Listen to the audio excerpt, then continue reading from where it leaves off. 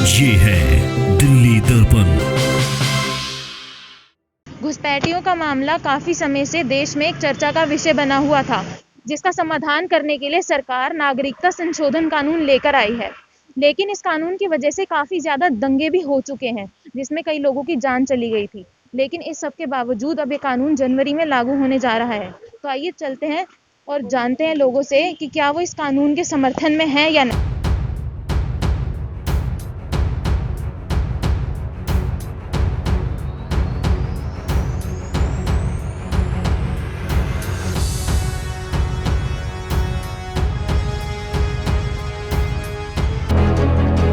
मैं अभी इस सिचुएशन में नहीं हूँ। जब हमारा देश लॉकडाउन जैसी व्यवस्था से गुजर चुका, नोटबंदी से गुजर चुका, हमारे देश में बेरोजगारी अपने 45 साल में सबसे बड़े स्तर पर पहुंच चुकी है। मेरे हिसाब से इस कानून को अभी उन्हें रोक देना चाहिए। इस समय सरकार को ध्यान रखना चाहिए कि हमारा जो गरीब वर्ग है, स्टूडेंट वर्ग है, किसान आप देखे होंगे आंदोलन आंदोलन पे बैठे हुए हैं, स्टूडेंट्स भटक रहा है, उन्हें कुछ नहीं मिला, मजदूर वर्ग हमारा परेशान हुआ पड़ा है, उनके लिए कुछ नहीं हुआ। और आप ऐसे वक्त में देश को एक ऐसे कानून में झोंक रहे हैं जो आपने लास्ट ही देखा कि उस संशोधन कानून के चक्कर में दिल्ली में दंगे हो गए, देश में अव्यवस्था हो गई। मतलब इतना बुरा हाल कभी हमने नहीं सोचा था। हम सोचते थे कि दिल्ली हमारी सबसे प्यारी दिल्ली है, पर उसमें भी दंगे हमने देखे। हम मैं खुद एक स्टूडेंट होने के कारण मैंने कभी नहीं सोचा था कि कभी ऐसी स्थिति आएगी कि हम दिल्ली में दंगे देखेंगे। और वो किस वजह से सरकार उन कानून को थोपने में लगी पड़ी है। नागरिकता कानून संशोधन कानून अच्छा है, पर आपको इम्प्लीमेंट करने के लिए और भी तरीके हैं। आप उसको धीमे बात कर सकते हैं, आप उसे डिस्ट्रिक्ट लेवल पे स्टार्ट करें, आप उसे असेंबली लेवल पे स्टार्ट करें। आपने बोले एक दिन में कानून बोल दिया कि भाई लागू होगा। आप ये तो देखिए आपकी खुद की क्या तैयारी है उसके लिए। आपने उन मजदूरों के लिए क्या किया जो बेचारे लॉकडाउन से पहले पलायन कर रहे थे। आप उन किसानों के लिए क्या कर रहे हैं जो पिछले 32 दिन से आंदोलन कर रहे थे। आपने उन स्टूडेंट्स के लिए क्या किया जो अभी तक दिल्ली यूनिवर्सिटी या और भी जो सेंट्रल यूनिवर्सिटी वहाँ पे एग्जाम नहीं दे पाए। मुझे लगता है ये कि सरकार को अपनी थोपने वाली नीति को छोड़ देना चाहिए। आराम से बैठ के ऐसे विचार पे करना चाहिए जिससे अभी हमारा देश आगे बढ़े। ये कानून अच्छा है, मैं मानता हूँ ये अच्छा भी है, पर इसको लागू करने का तरीका गलत है। वो लागू करने की तरह से थोपने के समान है। आप कानून को थोप रहे हो, और लोकतंत्र में थोपी नहीं जाती, बैठ के बात की जाती है, उसका समाधान किया जाता है। ठीक है, अच्छा है, बट सरकार इसे थोपने में लगी पड़ी है और कुछ नहीं। तो सर, इस कानून के बारे में आपकी क्या राय है? देखिए, सीएए सरकार की तरफ से किया गया कोई भी कानून उसको भारत की जनता को मानना पड़ेगा, मानना चाहिए, अच्छी बात है। लेकिन without any planning, without any plan, any bill, any amendment is useless. अब मैं तो ये कहूँगा कि ब्लंडर है। आपकी कोई तैयारी नहीं है, आपको आपको खुद नहीं पता what you are actually trying to do, उसके रिएक्शंस क्या आने वाले हैं।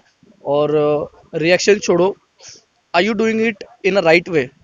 Are you doing it for the development for the India, NRC और CAA? ठीक है, हर देश को हक है, और हम भी इसके समर्थन में हैं कि भाई देखिए, देश के पास में अपना नेशनल रजिस्टर होना चाहिए। ठीक है, सिटीजनशिप का, कि भाई उसको पता रहे कि उसके देश में कौन कौन रह रहा है। भाई मेरा नाम क्या है, आपका नाम क्या है, इनका नाम क्या है, कौन कहाँ रहता है, हम लोग कब से यहाँ रह रहे हैं, हक है। लेकिन क्या हम लोग उस पोजीशन में हैं अभी? Seriously we are on that. और जिस तरह से माहौल है पूरे देश का, और एटलीस्ट देखो, इसमें कोई छुपाने वाली बात नहीं है कि सरकार के खिलाफ या सरकार के लिए जो लोगों का नज़रिया है एक मैक्सिमम पॉपुलेशन में, वो एक शायद पॉजिटिव नहीं है। और उस वे में अगर आप इतना बड़ा स्टेप उठा लेते हो विदाउट एनी लाइक तैयारी, तो मेरे ख्याल में ये एक थोड़ी परेशानी वाली बात है। सीए होना चाहिए, नहीं होना चाहिए, ये एक बहुत बड़ा बहस का मुद्दा है, जो मेरे ख्याल में बिना बहस के ही लागू कर दिया गया है। तो एक ब्लंडर है मेरे हिसाब से, तो इतना जल्दी बिना किसी तैयारी के कर देना लागू। जो सीएए एक्ट लागू होने वाला है, आप उसके समर्थन में हो या नहीं? निश्चित रूप से मैं इसके समर्थन में हूँ, और मुझे इसमें कोई खामी नज़र नहीं आती है। तो ऐसा क्या कारण है जो आप इसके समर्थन में हो? अगर आपके पास पुख्ता डॉक्यूमेंट्स हैं तो आपको मुझे नहीं लगता कि किसी तरह की दिक्कत होने की ज़रूरत है, और किसी तरह की का इशू होना चाहिए। अगर आपके पास डॉक्यूमेंट्स हैं तो इसमें दिक्कत वाली क्या बात है? समर्थन में है। ऐसा क्या कारण है? कारण ये है, देखिए, एक तो जो है हम लोग के जो हिंदू समाज हैं, वो उसमें जो है ये जो है मुस्लिम लोग हैं, दबाव बनाते हैं हम लोग के ऊपर नेसेसरी। हमारे बहू बेटियों के साथ छेड़छाड़ करते हैं, जिसका कोई लॉजिक नहीं है। ये लोग हम बताते हैं CAA आए यहाँ। नहीं बिल्कुल नहीं। ऐसा क्या कारण है?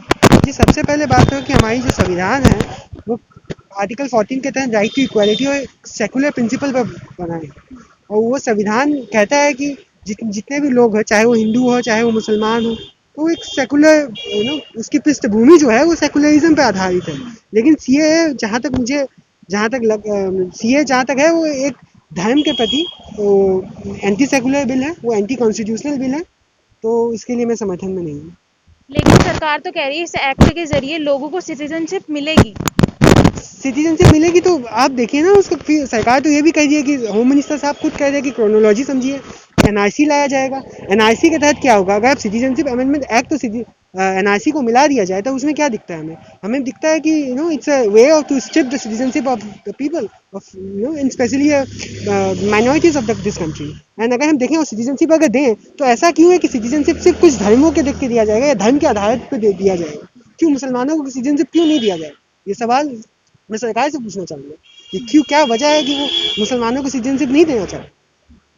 CAA एक्ट लागू होना चाहिए या नहीं? बिल्कुल होना चाहिए। ऐसा क्या कारण जो आपको लगता है कानून लागू होना चाहिए? ऐसा है बेटे, क्रिश्चियन कंट्रियां दुनिया में बहुत हैं, मुस्लिम कंट्रियां दुनिया में बहुत हैं, हिंदू कंट्री तो हिंदुस्तान में ही है। अगर हिंदू हिंदुस्तान में नहीं आएगा तो कहाँ जाएगा? मुस्लिम के लिए 53 कंट्रियां हैं, क्रिश्चियन के लिए पूरा जहान है। एक हिंदू के लिए हिंदुस्तान के अलावा और जगह कौन सी है? अगर कहीं परेशान होगा तो हिंदुस्तान में नहीं आएगा तो कहाँ जाएगा? कोई माउंटेन कंट्री तो उसको लेगी नहीं। क्रिश्चियन कंट्रियों में पहले ही परेशान चल रहे हैं, तो हिंदुस्तान में नहीं आएगा तो कहाँ जाएगा? तो आप इसके समर्थन में हो? बिल्कुल समर्थक में, 101% समर्थक में। इसमें कोई ऐसी तो चीज़ मुझे लगी नहीं, या शायद सबको ही ऐसी चीज़ नहीं, बुरी चीज़ कोई नहीं है। और इसके जो फेवर में काफ़ी सारी बातें हैं, पता नहीं लोग इसको क्यों मतलब क्रिटिसाइज़ करते हैं। मुझे तो नहीं लगता इसमें ऐसी कुछ चीज़ें हैं। और बाकी जो बाहर से जो आए हुए हैं अवैध तरीके से, या मतलब जो ठीक नहीं है उस तरीके से आए हुए हैं, मतलब उनका रोकना भी कम होना चाहिए, तो ठीक है, अच्छा है। नागरिकता संशोधन कानून जो है जनवरी में लागू होने वाला है, तो आप इसके समर्थन में हो या नहीं? नहीं, इसके समर्थन में है हम, होना चाहिए। हर देश में है तो हमारे देश में क्यों नहीं होगा? तो ऐसा क्या कारण है जिससे आपको लगता है कि कानून आना चाहिए? कानून इसलिए आना चाहिए कि जैसे ये विदेशों से घुसपैठ होती है, उसमें जो है ना आके और यहाँ पे जो है किसी न किसी रास्ते से वो अपनी नागरिकता हासिल कर लेते हैं। तो इससे जो है देश को जो है ना एक बैकडोर एंट्री से जो है ना पॉपुलेशन बढ़ती जा रही है और उसका कोई समाधान हो नहीं रहा है। तो वो तो आना ही चाहिए मैडम, हमारे हिसाब से। जब हमने यहाँ पर लोगों से बात करने की कोशिश करी तो उनका कहना था कि नागरिकता संशोधन कानून भारत में जरूर आना चाहिए।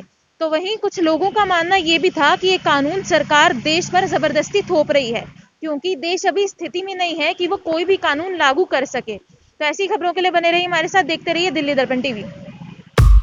लेटेस्ट खबरों के लिए सब्सक्राइब करें हमारा YouTube चैनल या फिर लॉग ऑन करें www.delhidarpantv.com। खबरों की कवरेज और विज्ञापनों के लिए संपर्क करें इस नंबर पर।